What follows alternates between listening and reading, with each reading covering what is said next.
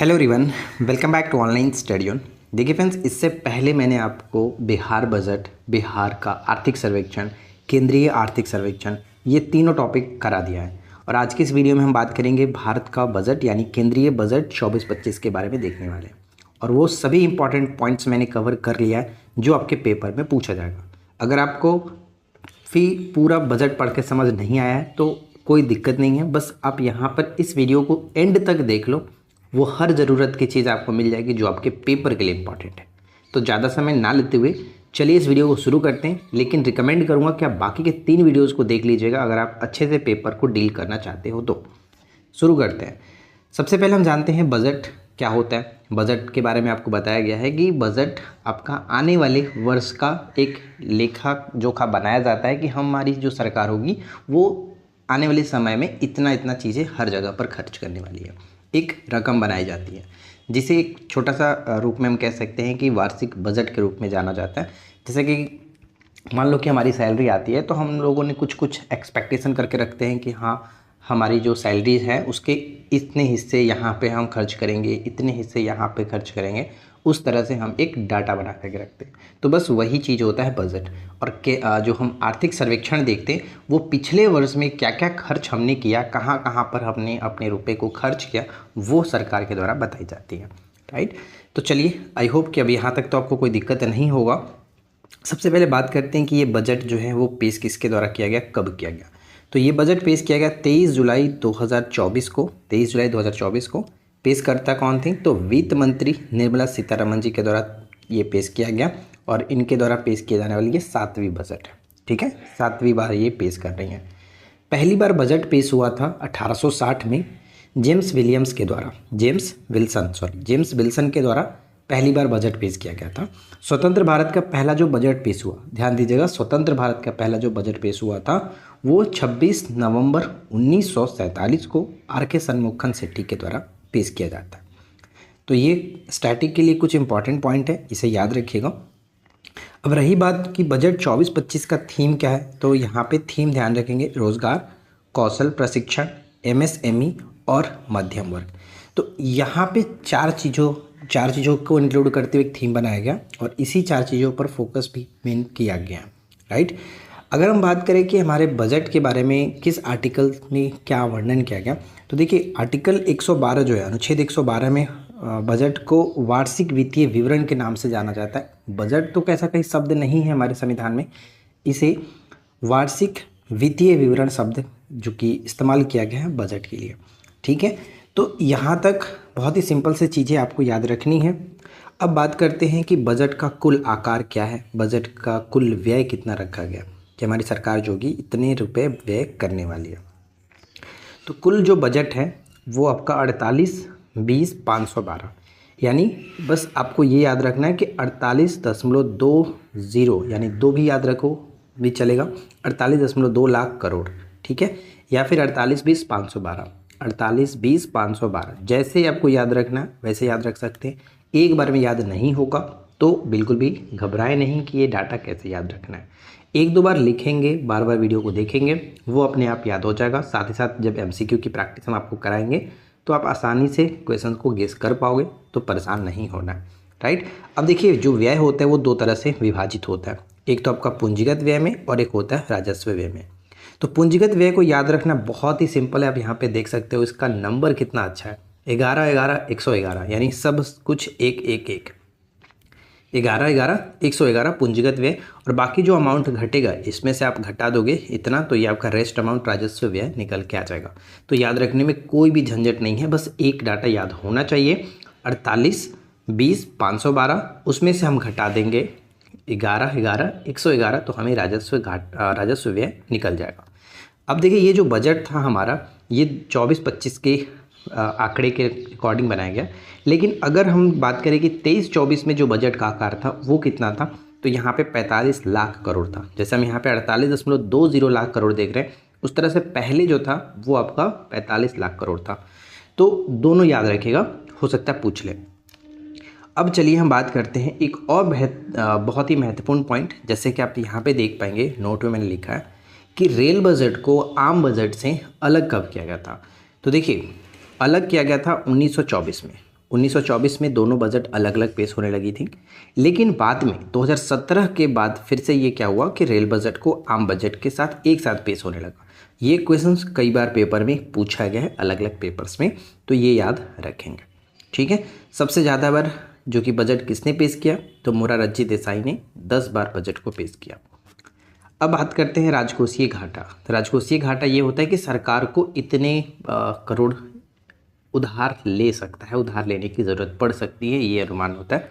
तो राजकोषीय घाटा जो है वो जीडीपी का 4.9% बताया गया कि सरकार को ज़रूरत पड़ सकती है, यानी जीडीपी का 4.9%।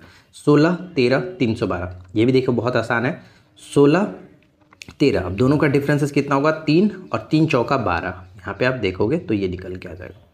लॉजिक लगा करके कुछ ना कुछ याद कर सकते हैं। अब डायरेक्ट याद करने की कोशिश करोगे तो 1, 6, 1, 3 ऐसे नहीं याद होता है। 16, 13, 312 आराम से 16 में से 13 जाएगा तो 3 आएगा, फिर 3 चौका 12 कर देंगे, बस आराम से याद हो जाएगा कि जीडीपी का 4.9% रहने वाला है, अर्थात सरकार को इतना कर्ज लेना पड़ेगा। सरकार ने वर्ष 25-26 में, जैसे कि ये आप जो देख रहे हैं ये 24-25 का डाटा है कि सरकार को 4.9% कर्ज लेना पड़ेगा। तो सरकार ने वर्ष 25-26 तक राजकोषीय घाटा को जीडीपी का कितना प्रतिशत लाने का लक्ष्य रखा है, तो 4.5% तक लाने का लक्ष्य रखा है। ठीक है, अब बात करते हैं हम लोग नेक्स्ट पॉइंट पे कि जो हमारा ये बजट है वो इसमें कितनी प्राथमिकताएं दी गई हैं।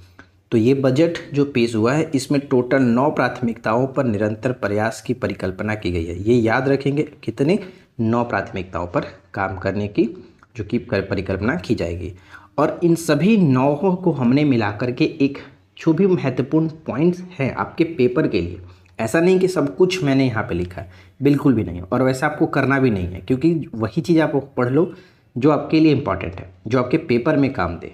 ठीक है, तो यहाँ पे देखिए हमने इम्पॉर्टेंट पॉइंट्स करके जो कि सब कुछ लिखा है। तो चलिए यहाँ पे हम सभी वो इम्पॉर्टेंट पॉइंट्स कवर कर लेते हैं। तो देखिए कृषि और इससे जुड़े क्षेत्रों के लिए आवंटन जो किया गया, यानी पूरे जो बजट था हमारा 48, क्या हमने देखा था बजट का जो आंकड़ा है 48-20-512, उसमें से 1.52 लाख करोड़ रुपए जो खर्च होंगे वो कृषि और उससे जुड़े क्षेत्रों के लिए होगा। बागवानी फसलों की कितनी नई उच्च पैदावार वाली और जलवायु अनुकूल किस्में जारी की जाएगी, तो 109 किस्में जारी करने की बात की गई है, तो ये भी याद रखेंगे। नेक्स्ट पॉइंट आता है कि झींगा खेती उत्पादन और निर्यात के लिए किसके माध्यम से वित्त पोषण की सुविधा या फिर वित्तीय सहायता प्रदान की जाएगी, तो नाबार्ड इसमें सहायता करने वाला है। झींगा खेती उत्पादन और निर्यात के लिए जो कि नाबार्ड जो होगा वित्त पोषण की सुविधा या फिर वित्तीय सहायता प्रदान करेगा। अब देखिए टैक्स की बात करें तो टैक्स में भी कुछ संशोधन किए गए हैं, जैसे कि अगर कोई व्यक्ति 3 लाख तक कमाता है तो उसको 0% टैक्स देना होगा। अगर वो 3 से 7 लाख के बीच में कमा रहा है, अर्निंग कर रहा है, तो उसको 5% का टैक्स लगेगा। 7 से 10 लाख अगर कमा रहा है तो 10% का टैक्स है। 10 से 12 के लिए 15%, और 15 लाख तक अगर वो कमाता है तो वहाँ पर फिर उसको 20% का, और 15 लाख से ज़्यादा कमाता है तो फिर 30% का टैक्स लगेगा। तो ये बस 2-3 पॉइंट्स ऊपर का याद रखेंगे, हो सकता है कि पूछ ले। नेक्स्ट आता है कि घरेलू संस्थानों में उच्च शिक्षा के लिए 10 लाख रुपए तक के ऋण की वित्तीय सहायता प्रदान की जाएगी, यानी घरेलू संस्थानों में उच्च शिक्षा के लिए 10 लाख रुपए तक का ऋण मिल सकता है। यह ऋण जो होगा, यह ऋण राशि के 3% की वार्षिक सब्सिडी के साथ हर साल 1 लाख छात्रों को दी जाएगी।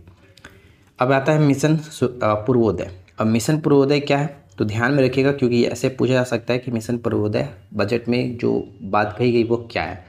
तो मिशन पूर्वोदय के साथ बिहार में अवसंरचना विकास के लिए बात की गई है, साथ ही साथ बिहार, झारखंड, पश्चिम बंगाल, उड़ीसा और आंध्र प्रदेश सहित पूर्वी क्षेत्रों के सर्वग्रामीण जो विकास के लिए एक योजना है। ठीक है, मिशन पूर्वोदय। यहाँ पे नेक्स्ट पॉइंट है कि 21,400 करोड़ रुपए की लागत से विद्युत परियोजनाएं आरंभ की जाएगी, जिसमें पिरपौती, बिहार का पिरपौती जो कि भागलपुर में पड़ता है, इसमें 2400 मेगावाट का एक नया विद्युत संयंत्र स्थापित किया जाएगा।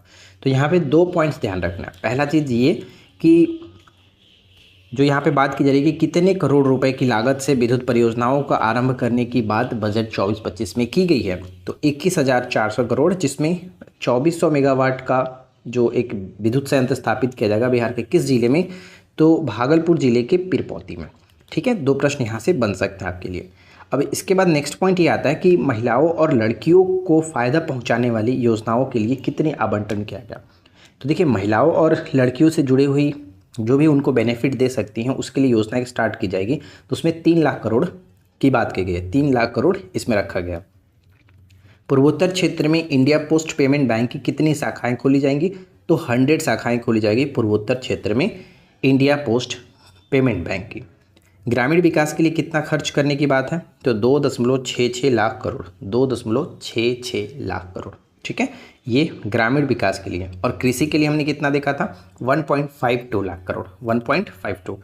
नेक्स्ट आता है कि राष्ट्रीय औद्योगिक कॉरिडोर विकास कार्यक्रम के अंतर्गत कितने औद्योगिक पार्कों की मंजूरी दी जाएगी, यानी इसके अंतर्गत टोटल 12 औद्योगिक पार्कों की मंजूरी दी जाएगी।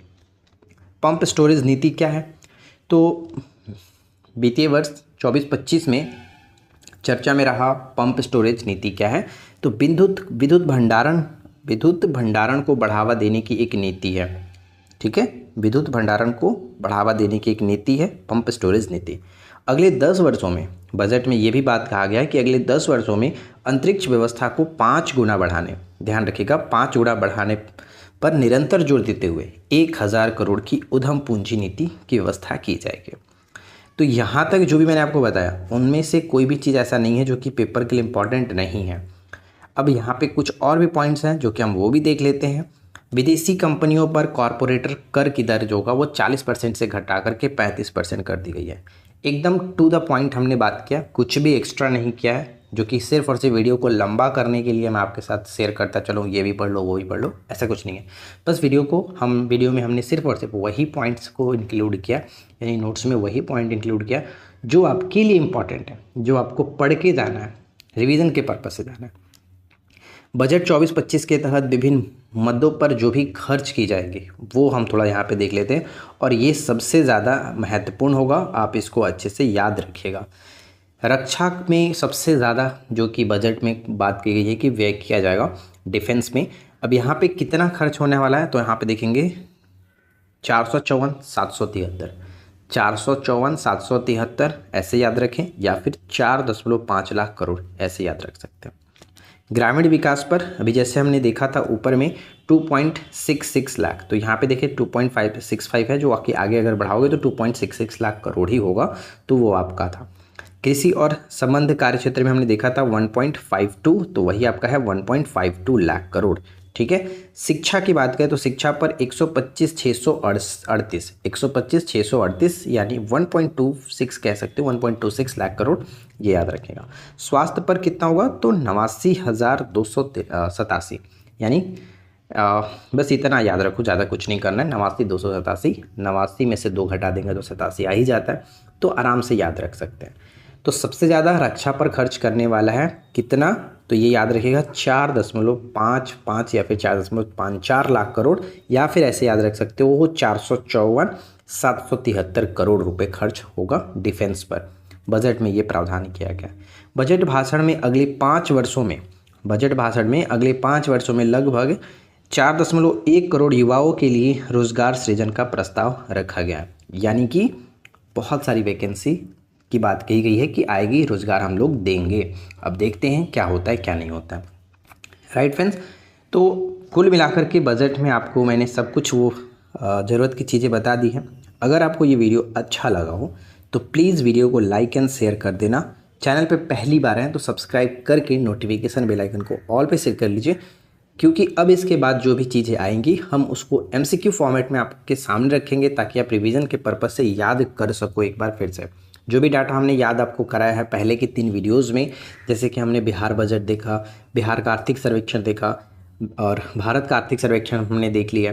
आज हमने इस वीडियो में भारत का बजट कंप्लीट किया, यानी चारों वीडियो कंप्लीट हो गई है, और चारों वीडियो की PDF आपको हमारे एप्लीकेशन पर मिल जाएगा, तो जाकर के आप एप्लीकेशन को ज्वाइन कर लो। एप्लीकेशन में 2 कोर्सेज, जैसे अगर बिहार के लिए प्रिपरेशन कर रहे हो तो आप 17 BPSC कर सकते हो, उसमें बहुत सारी इंपॉर्टेंट पॉइंट्स दी गई हैं, बहुत सारी चीज़ें दी गई हैं जो कि आपके पेपर के लिए इनफ है, प्री के लिए। और अगर आपको सिर्फ और सिर्फ बिहार स्पेशल चाहिए तो आप वहाँ पे बिहार स्पेशल का भी एक कोर्स है, आप उसको ज्वाइन कर सकते हो। ठीक है, तो जो भी चीज़ें हैं आप एप्लीकेशन पे जाकर के चेकआउट कर लीजिएगा। इस वीडियो में इतना ही, उम्मीद है कि वीडियो आपके लिए हेल्पफुल रही होगी। तो मिलते हैं नेक्स्ट वीडियो में नए टॉपिक के साथ। Thanks for watching, keep learning, have a good day.